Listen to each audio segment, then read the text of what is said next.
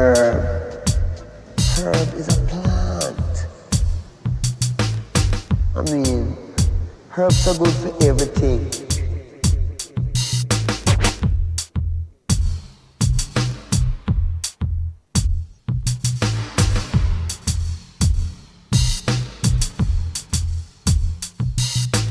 Herb.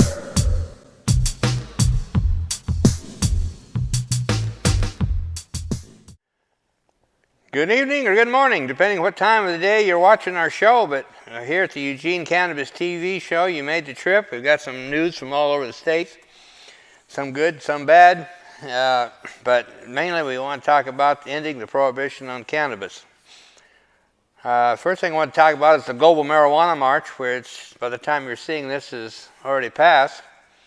But I wanted to read the speakers. Some of the speakers we're going to have this year.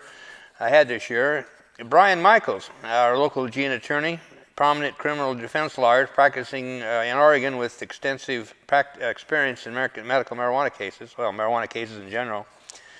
Jennifer Alexander, campaign manager for the Oregon Cannabis Taxation Act 2012, an initiative to re-legalize the use of cannabis. It will legalize the sale, possession, and personal private cultivation of marijuana for adults 21 and above. People who want to cultivate and sell marijuana or process commercial psychoactive cannabis can be required to obtain a license from the state. Alan Erickson not only is one of the top news hawks for the Media Awareness Project, but is also one of the top letter to the editor writers. MAP started as an email list over a decade and a half ago. A major goal has been to empower folks to write letters to the editor to support drug policy reform. And of course, I'll be there speaking, as well as Jim Gregg.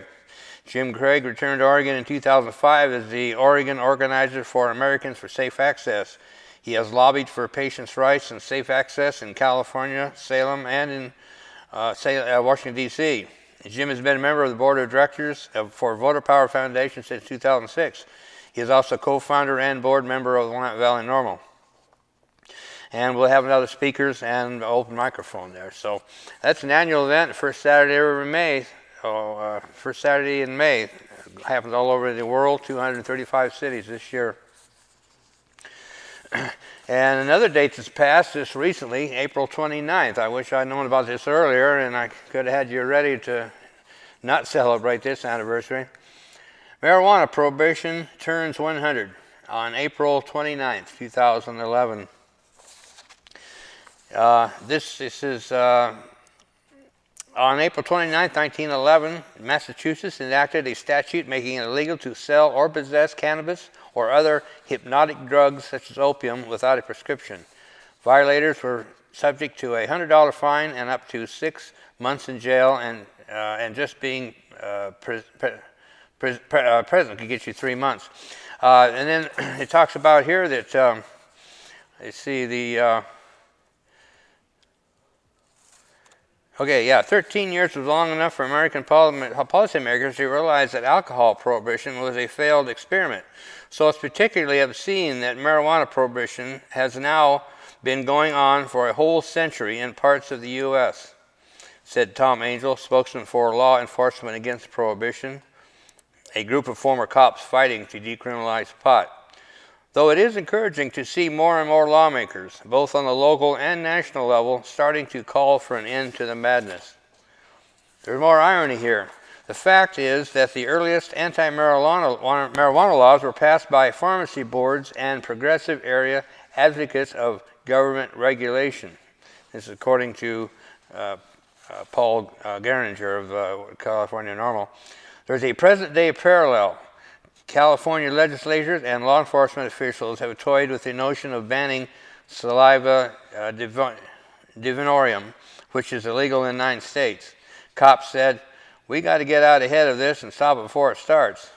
And according to Dale Geringer said, "I was saying, your record of being able to stop things is not very good." So there's an answer to law enforcement that immediately wants to make something illegal. And then, speaking of politicians, Gary Johnson and Ron Paul, 2 GOP drug war critics, seek presidency. The two prominent Republican anti-prohibitionists are seeking the nod to head the party's ticket in the 2012 presidential election. Last week, former New Mexico Governor Gary Johnson formally threw in his hat in the ring with a tweet and a speech in New Hampshire. And this week, Ron Paul out of Texas announced he was forming an exploratory committee for the 2012 campaign, with a final destination to come next month. Both men are libertarian-leaning anti-interventionists, physical conservatives who will compete to gain the support of some of the same elements of the Republican base.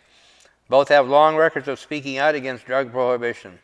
They are up against a Republican field that has so far thrown up few strong front runners, and early primary victories would catapult them to the front of the field.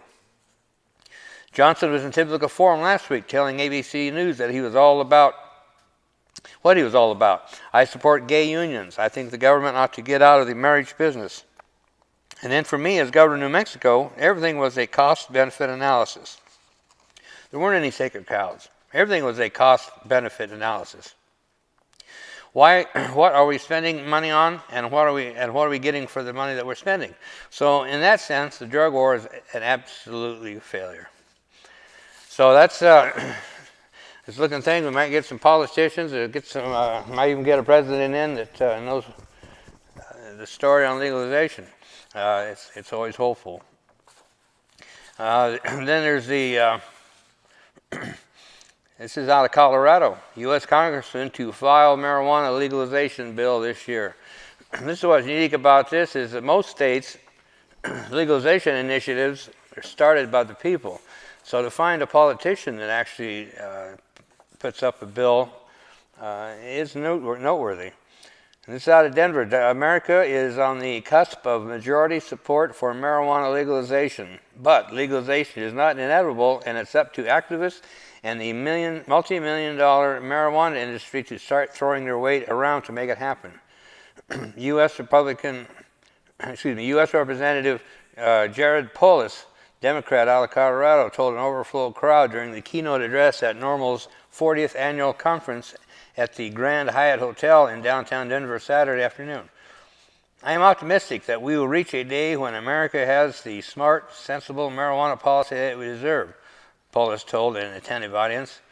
But it could go either way. We could return to the dark ages of repression, or we could be on the eve of a new era of marijuana legalization. Your efforts will help determine which route this country takes and the legacy of this generation of activists on what marijuana policy looks like. Together, we can accomplish this, he told the crowd. Paula said that he would file a marijuana legalization bill this session in Congress. The language was still being developed, he added. He is also working on a bill that would address problems the medical marijuana industry is having with banks, he said. Marijuana policy is really coming of age, the businessman turned politician said. Our Colorado model is very exciting.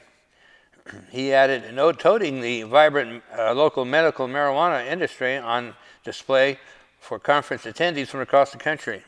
In my last two elections, even my Republican opponents were for legalization.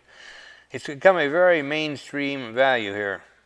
The assertion is likely to be put to the test next year. Colorado and national drug reform groups have already announced they plan to put a legalization initiative on the ballot for 2012.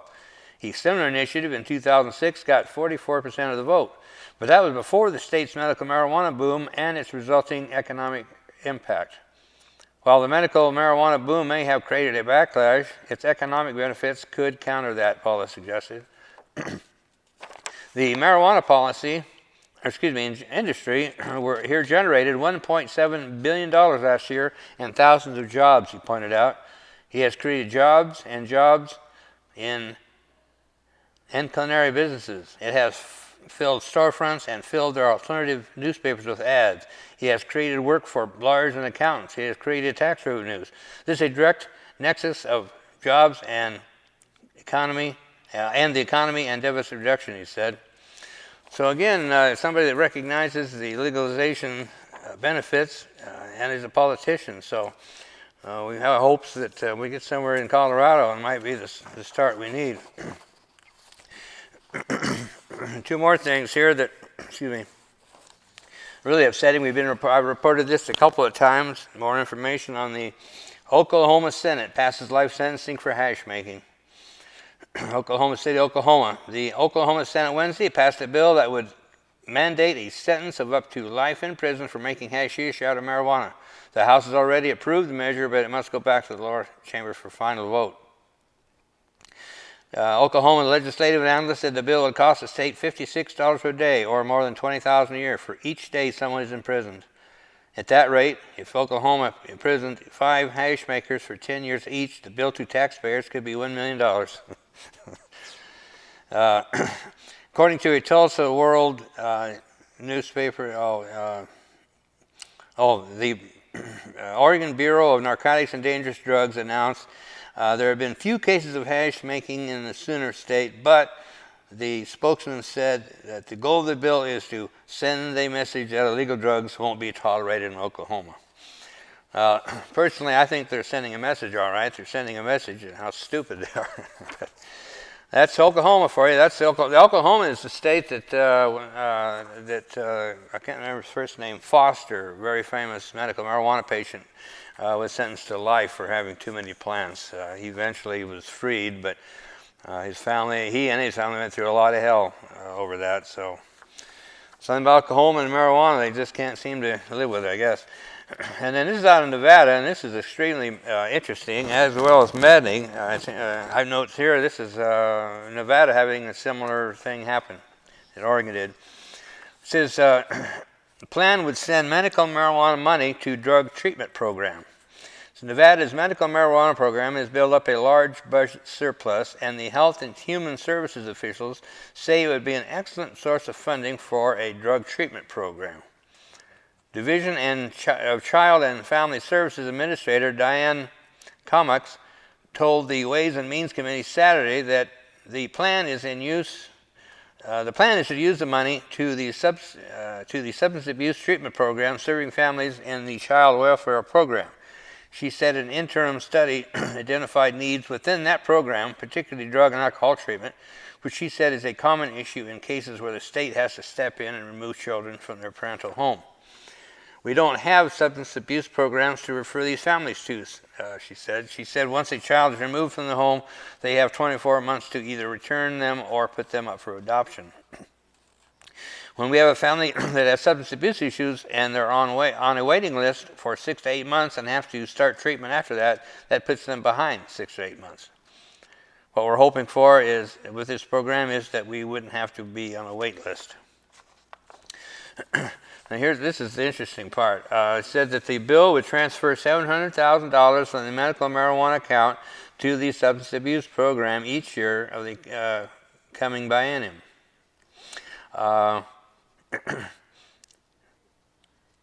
Here we go. The money comes from the $50 charged for the application to be permitted the use of medical marijuana, and from the $150 charge for processing the application. So that's $200 a patient. Health and Human Services Director Mike Wilden said more application packets were requested than actually processed, particularly by operations in Las Vegas that help qualify people for medical marijuana cards. This is similar to Oregon. This happened several years ago. Oregon had a system that when they started the program, they figured that they'd have X amount of patients.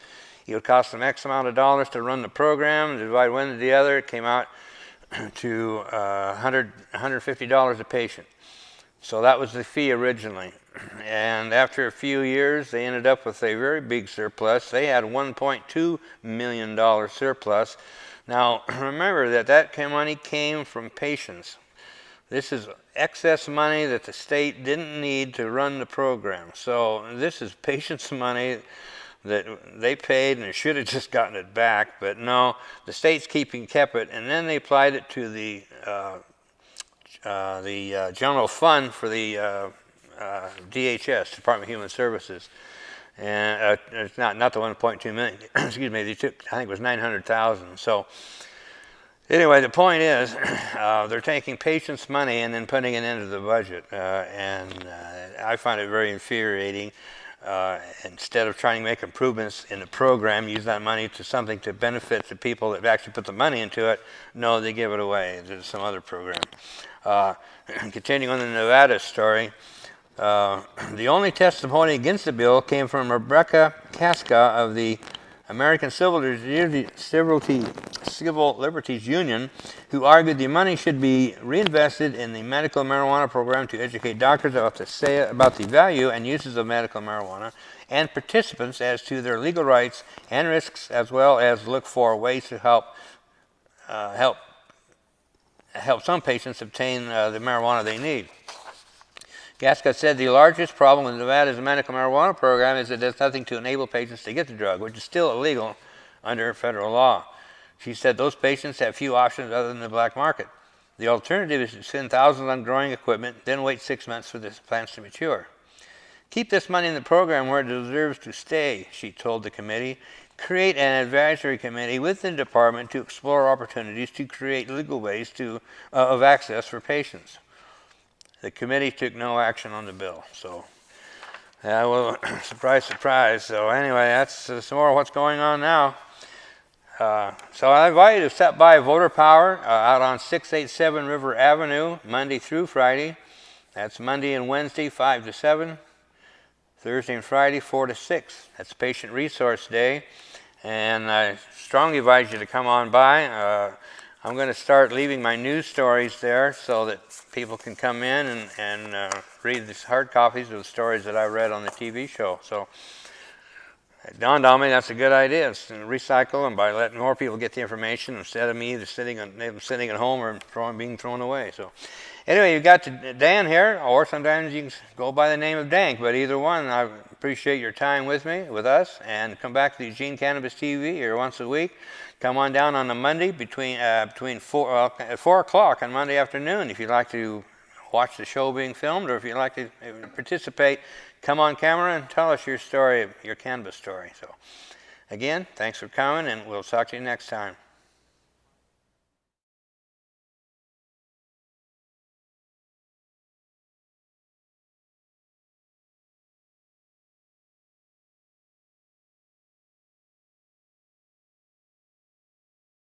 There are 15,000 medical marijuana patients in the state of Oregon, almost 400,000 in the United States. With us today is Dr. Phil Leveque, who will answer questions about the issue of medical marijuana. Hello, Dr. Leveque. Howdy. So we've been receiving questions from people online for salemnews.com in this continuing segment that we're going on here. And so I'm just going to go ahead and ask you some of the questions from our visitors. Now, the first question comes from a woman named Judy, and her question is, Dear Dr. Leveque, I'm a menopausal woman of 55 years old, been diagnosed with open-end glaucoma. She is a medical marijuana patient, but she doesn't understand how it can lower eye pressure. How does it help glaucoma, and how this could help other patients? Okay, in the outer edge of the eye is called the canal of Schlemm, S-C-H-L-E-M-M, and it goes from the inside of the eye to the outside. In the back of the eye, where the retina is, are also blood vessels which secrete a fluid, and it flows out of the canal of Schlemm to the outside of the eye and probably provides some of the lubrication for the eye. In glaucoma, this canal of Schlemm constricts, and the solution in the inside of the eye continues to flow all the time, so if it's constricted, the pressure goes up. And when the pressure goes up, it becomes extremely painful and can cause blindness. And it can also be so painful that a person's eye has to be removed surgically. Well, this gentleman writes, hey doc, was wondering if you could tell me why I can have one joint last me a whole week, just taking a couple of tokes every night when others sit in awe. He has epilepsy, and no doctor's been able to explain to him why so little does him so much good. For almost every disease condition, you might say it's a gradation of from 1 to 10, with 1 being very slight and 10 being the worst possible. Well, obviously this man has maybe a 1, 2, or a 3, something like that. And so if he gets relief from a couple of tokes, he is very lucky with marijuana at $400 an ounce. Another question is about the actual strains of marijuana. Some people have commented indicas have different properties than sativas and that kind of thing. There are probably 200 or more sub-strains of marijuana, of both sativa and indica, and they're all a little bit different. So if you're lucky, if a patient is lucky, he's going to find the right strain pretty quickly. If he's not lucky, he's going to have a lot of problems. Okay, so this next gentleman writes, "Dear Dr. Leveque, I had my right arm amputated at the shoulder, cup and all removed after having 7 surgeries over a 10-year period. The phantom pain in my fingers is overpowering. My hand often moves inside my chest, which is not easy to deal with, and the pain is awful. By the way, it's being managed by an anesthesiologist, but his question is, would marijuana help him in any way without having to deal with all the side effects of the narcotics that he's taking?" Absolutely. I have phantom pain myself. The tip of my index finger has phantom pain, and it bothers me worst when it's cold. And the tip of my finger, which is not there, hurts like the dickens when I have this phantom pain business. So I know what he's talking about. Neuropathic pain, which means damage to the nerves, causes pain, and pain is one of the specific conditions for which marijuana is helpful. Now, at the same time, he may have a problem finding the right sativa or the right indica that gives him the best. But I really do believe that marijuana is going to be his best bet for combating phantom pain. Absolutely. And with fewest side effects. Yeah, absolutely. I mean, he mentions about his use of narcotics and so forth.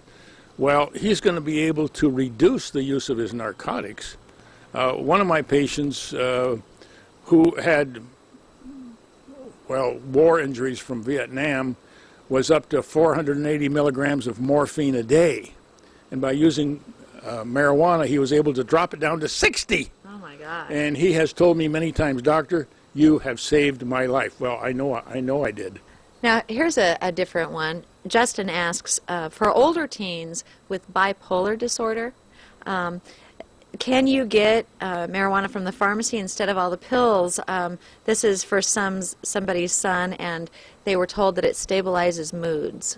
Absolutely. The doctors in California have found out that marijuana works for many psychiatric problems.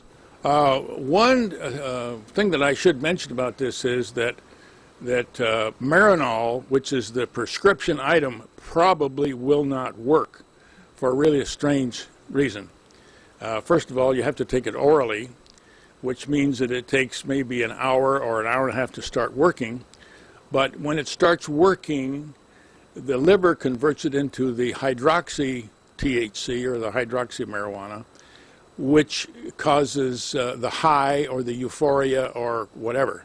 So the person is going to have to, I do not recommend that a person smokes it like a cigarette, but that they use a vaporizer, which vaporizes the pure medical chemicals, and that's what they should be using. Several people have written for most basic information about what, again, is how they can get a card. What is the process of getting a medical marijuana permit in the state of Oregon? Oregon is considerably different from every other state as far as I know. Oregon has the most successful program, but at the same time it's the most restrictive in this way. First of all, there are some 9 medical conditions for which you can get a permit. But you have to have medical records, chart notes, or a doctor's letter to the effect that you have such and such one of these diseases.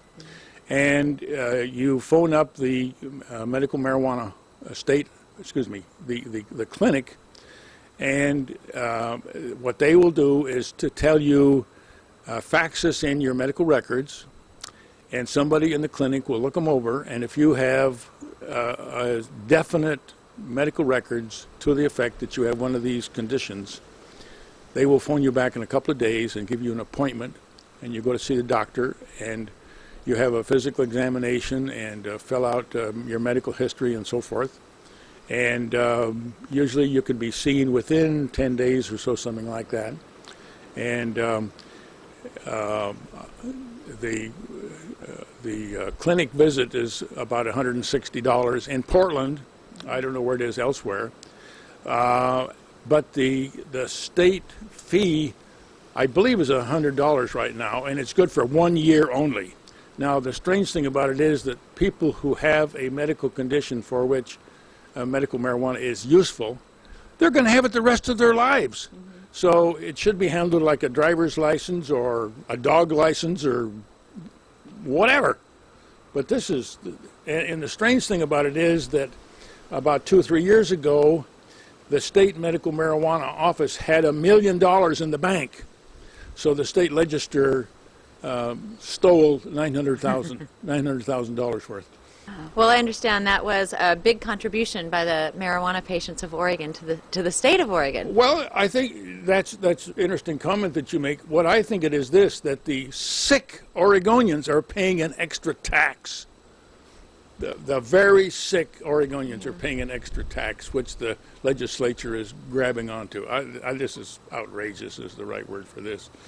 So somebody that has a permit renews it once a year, and they just go through that process every single year? Pretty much so, yes. Okay. Well, it does sound a little bit complicated, but it sounds like there are only so many steps to it. So if people have more questions about medical marijuana, getting a medical marijuana permit, or toxicology questions in general, just please send them here to salemnews.com. The email address is newsroom@salem-news.com, and we'll be back with Dr. Leveque for our next ongoing series upcoming soon. In Salem, this is Bonnie King for salemnews.com.